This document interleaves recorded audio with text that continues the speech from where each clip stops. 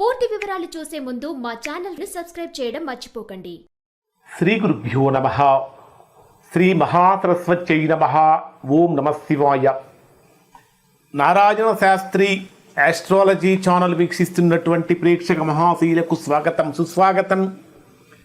ఈరోజు మనము 2026వ సంవత్సరం జూలై 11వ తేదీ నుండి 20వ తేదీ వరకు తులారాశిలో జన్మించిన వారి యొక్క గ్రహస్థితులు మరియు రాశి ఫలితాలు ఏ విధంగా ఉన్నాయి, ఈ 10 రోజులలో జీవితంలో ఎలాంటి మార్పులు రాబోతూ ఉన్నాయి, ఇటువంటి జాగ్రత్తలు పాటించాలి అనేటటువంటి విషయాలు మనం ఇప్పుడు తెలుసుకుందాం. అంటే ఆర్థికంగా, ఆరోగ్యపరంగా, ఉద్యోగపరంగా, వ్యాపారపరంగా, కుటుంబపరంగా, ఇలా అన్ని విషయాలలో కూడా ఏ రకంగా ఉంటుంది, సంతానపరంగా కూడా ఏ విధంగా ఉంటుందనే విషయాలన్నీ కూడా మనం తెలుసుకుందాం.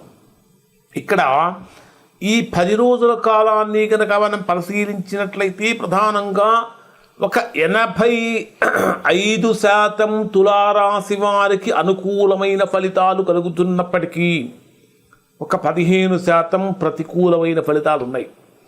ఆ 15% ప్రతికూల ఫలితాలు పెద్దవి కాకుండా చూసుకోవాలి. ప్రధానంగా తులారాశి రాస్యాధిపతి అయినటువంటి శుక్రుడు రాశికి 11వ స్థానంలో లాభస్థానంలో సంచరిస్తున్నాడు. రాస్యాధిపతి యొక్క లాభస్థాన సంచారం విశేషమైనటువంటి యోగాన్ని కలిగిస్తుంది. అంటే చేసేటటువంటి ప్రతి పని కూడా లాభకారకంగానే మారుతుంది. ప్రధానంగా రాస్యాధిపతి శుక్రుడు అంటేనే సుఖకారకుడు, సుఖాలకు భోగాలకు కారకుడు. ఆ సుఖ భోగకారక గ్రహమైనటువంటి శుక్రుడు 11వ స్థానంలో మోక్షకారకుడైనటువంటి కేతువుతో కలిసి సంచరిస్తున్నటువంటి కారణం చేత మనస్సు ప్రశాంతంగా ఉంచుకోవటం కోసం ప్రయత్నిస్తారు. ద్వితీయ స్థానాధిపతి ధనాధిపతి అయినటువంటి కుజుడు, 7వ స్థానాధిపతి అయినటువంటి కుజుడు మీ రాశికి 8వ స్థానంలో సంచరిస్తున్నాడు. ఎవరికైనా కూడా, ఒక తులారాశి వారికే కాదండి, ఏ రాశి వారికైనా కూడా 8వ స్థానంలో సంచరించేటటువంటి గ్రహాలు ఏవి కూడా సంపూర్ణమైనటువంటి యోగాన్ని ఇవ్వవు. పైగా కుజుడు 8వ స్థానంలో కనుక సంచరిస్తూ ఉంటే ఊహించని సమస్యల్లోకి ఇరుక్కునే అవకాశం ఉంటుంది. కాబట్టి అనవసరమైనటువంటి విషయాలలో మనం వేలు పెట్టడం, తలదూర్చడం మంచిది కాదు. ద్వితీయ స్థానం అంటే వాక్స్థానం, ధనస్థానం కూడా. కాబట్టి వాక్స్థానంలో మాట్లాడేటటువంటి మాట పరుషంగా, హార్ష్గా లేకుండా స్మూత్గా, సాఫ్ట్గా ఉండే విధంగా చూసుకోవాలి. ఆర్థికంగా మీరు 10 రూపాయలు ఖర్చు పెడదాం అనుకుంటే 100 రూపాయలు ఖర్చు అవుతూ ఉంటుంది. 100 రూపాయలు పెడదాం అనుకుంటే 1000 రూపాయలు అవుతూ ఉంటుంది. అంటే ఖర్చుల యొక్క తీవ్రత మల్టిపుల్ అయిపోతూ ఉంటుంది. కానీ తగ్గించుకోవాలి. ఇది మీకు కొద్దిగా ప్రతికూలం.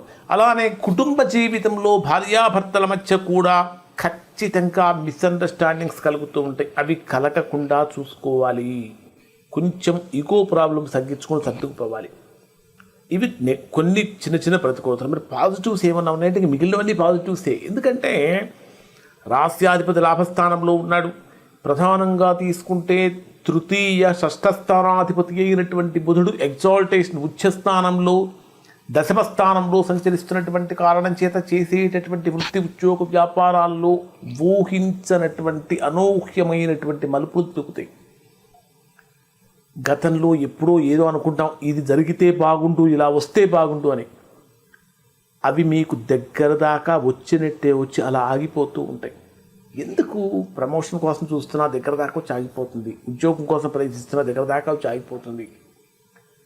లేదా వివాహ ప్రయత్నాలు చేస్తున్నాం, దగ్గర దాకా వచ్చి ఆగిపోతున్నది. ఎందుకు ఇలా జరుగుతున్నది అనే భావన కొద్దిగా కలుగుతుంది. అయినప్పటికీ ధర్మం మిమ్మల్ని రక్షిస్తుంది.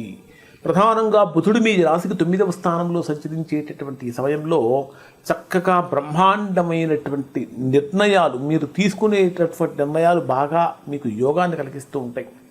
అలానే రవి కూడా 9, 10 స్థానాల్లో సంచరించేటటువంటి ఈ సమయంలో మంచి లీడర్షిప్ క్వాలిటీస్ కూడా ఈ తులారాశి వారికి పెరుగుతూ ఉంటాయి.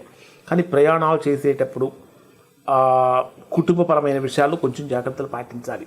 మరి డే వైజ్గా పరిశీలిస్తే తులారాశి వారికి ఏ విధంగా ఉంటుందని తీసుకుంటే 11వ పాయింట్ 11వ తేదీ ఉదయం నుంచి 12వ తేదీ రాత్రి 7:06 వరకు ఇది తులారాశి వారికి ఏ విధంగా ఉంటుంది? అన్నీ కూడా కంటి ముందు కనిపిస్తూ ఉంటాయి, కానీ ఏది కూడా అందుకోలేని పరిస్థితిలో ఉంటాం. అష్టమ స్థానంలో సంచరించేటటువంటి కుజ చంద్రగ్రహాల యొక్క ప్రభావం కారణం చేత మీకు ఊహించినటువంటి విధంగా కొన్ని రకాలైనటువంటి ఇన్సూరెన్స్ క్లెయిమ్స్ ఏమైతే ఉంటాయో వచ్చే అవకాశాలు ఉంటాయి. కానీ వాటితో పాటు అధికమైనటువంటి ఖర్చులు కూడా పెరుగుతూ ఉంటాయి. ఉద్యోగపరంగా మీరు ఎంత గొప్పగా ఎంత సర్దుకొని ముందుకు పోదాం అనుకున్నప్పటికీ కూడా కయ్యానికి కాలు దువ్వేవాళ్ళు, సమస్యల వలయంలోకి లాగేవాళ్ళు ఎక్కువగా ఉంటారు. ఈ 2 రోజుల్లో కూడా ప్రధానమైనటువంటి ముఖ్యమైనటువంటి నిర్ణయాలు తీసుకోకుండా ఉండటం చాలా మంచిది. తర్వాత మీకు అనిపిస్తూ ఉంటుంది, ఎందుకు ఈ 2 రోజులు నాకు ఇంత మానసిక ఒత్తిడి కలుగుతుంది, ఇంత టెన్షన్ పడుతూ ఉన్నాను, చిన్నదానికి ఎక్కువ టెన్షన్ పడిపోతున్నాను అనిపిస్తూ ఉంటుంది. ఇది తాత్కాలికం మాత్రమే. ఇక 12వ తేదీ రాత్రి 7:06 నుంచి 14వ తేదీ సాయంత్రం 6:50 వరకు ఉండేటటువంటి సమయాన్ని కనుక మనం పరిశీలించినట్లయితే ఇది తులారాశి వారికి బ్రహ్మాండమైనటువంటి, అంటే గత 2 రోజుల నుంచి ఏర్పడినటువంటి రకరకాలుగా ఇబ్బందులు ఉన్నటువంటి సమస్యలన్నీ కూడా తొలగిపోయి మరలా అదృష్టం వైపుగా, భాగ్యం వైపుగా అడుగులు పడుతూ ఉంటాయి. అంటే పూర్తిగా రిలీఫ్ దొరుకుతుంది అని చెప్పాలి. అదృష్టం తలుపు తడుతూ ఉంటుంది. అన్నింటికంటే ముఖ్యంగా దైవ దర్శనాలు, సుదూర ప్రాంత యాత్రలు ఇవన్నీ కూడా మీకు మేలు కలిగిస్తాయి. తండ్రి నుంచి, పెద్దవాళ్ళ నుంచి, గురువుల నుంచి ఆశించినటువంటి ఆర్థిక సహాయం కూడా అందుతూ ఉంటుందని చెప్పాలి. తర్వాత మీరు ఫీల్ అయ్యే ఒక మాట ఏంటంటే, అబ్బా ఎన్నాళ్ళకి ఇంత గొప్పగా అనిపిస్తున్నది ఈ 2 రోజులు, ఇప్పటిదాకా అసలు ఈ పని కాదేమో అనుకున్నా, తక్కువని పని అయిపోయింది అని అనుకుంటూ ఉంటారు. థర్డ్ పాయింట్ ఏమిటంటే 14వ తేదీ సాయంత్రం 6:50 నుంచి 16వ తేదీ రాత్రి 7:55 వరకు ఉండేటటువంటి సమయంలో ఇది మీకు కెరీర్ వైజ్గా కనుక తీసుకుంటే ఒక గోల్డెన్ టైం అని చెప్పాలి, సువర్ణాధ్యాయం. ఎందుకంటే కొన్ని కొత్త అవకాశాలు ఇక్కడ మిమ్మల్ని వెతుక్కుంటూ వస్తాయి.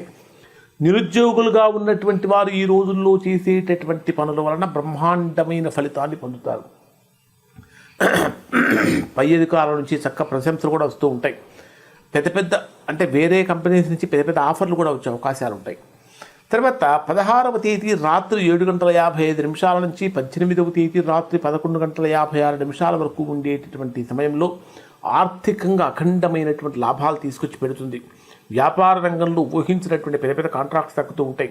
సమాజంలో పెద్ద వ్యక్తులతో పరిచయాలు కలుగుతూ ఉంటాయి.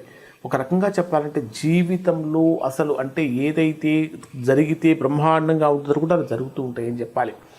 లాస్ట్ పాయింట్ ఏమిటంటే 18వ తేదీ రాత్రి 11:56 నుంచి 20వ తేదీ రాత్రి వరకు ఉండేటటువంటి సమయంలో ఇది కొద్దిగా కఠినంగా ఉంటుందంటే ఈ 10 రోజుల కాలంలో ప్రారంభం ఎంత ఇబ్బందికరంగా మారిందో ముగింపు కూడా అంతే ఇబ్బందికరంగా ఉంటుంది. అధికమైనటువంటి అలసట, శారీరక శ్రమ, మానసిక శ్రమ, విపరీతమైనటువంటి ఖర్చులు, విపరీతమైనటువంటి ఆందోళనలు, ఉద్యోగ సమస్యలు, ఉద్యోగంలో లేనిపోయిన నిందలు పట్టడం ఇట్లాంటివి ఎక్కువగా జరుగుతూ ఉంటాయి. కాబట్టి కొన్ని జాగ్రత్తలు పాటించండి. ఖచ్చితంగా తులారాశి వారు కొన్ని పరిహారాలు చేసుకోవాలి. ప్రతిరోజు మహాలక్ష్మి అష్టకం చదవటం వల్ల చాలా మంచిది. అలానే జూలై 14వ తేదీన ఖచ్చితంగా ఈ రాశిలో జన్మించినటువంటి వారు అంటే 11, 12 రోజులలో మరియు 14 ఈ 3 రోజుల్లో కనుక మీరు సుబ్రహ్మణ్య స్వామిని ఎరుపు రంగు పూలతో కనుక పూజించినట్లయితే తద్వారా మంచి ఫలితాన్ని పొందుతారు. ఇంకా వీలైతే పక్షులకి లేదా పేదవాళ్ళకి ఏదైనా ఆహారం ఇవ్వటం వల్ల కూడా మంచి ఫలితాన్ని పొందుతారు. ఇవి తులారాశి వారి ఫలితాలు. ఇప్పుడు చెప్పినటువంటి ఫలితాలు తులారాశులు అందరికీ వర్తిస్తాయి. ఎవరికైతే వర్తించడం లేదో, ఇంకా ఎవరైతే తీవ్రమైనటువంటి ప్రతికూలతలు పొందుతూ ఉన్నారో అటువంటి వారు ఒకసారి మీరు మీకు వ్యక్తిగత జాతకాన్ని విశ్లేషణ చేయించుకొని దోషం ఎక్కడుందో తెలుసుకొని దోష నివారణ చేయించుకుంటే చక్క సత్ఫలితాన్ని పొందుతారు. ఇవి తులారాశి వారి ఫలితాలు. శుభం.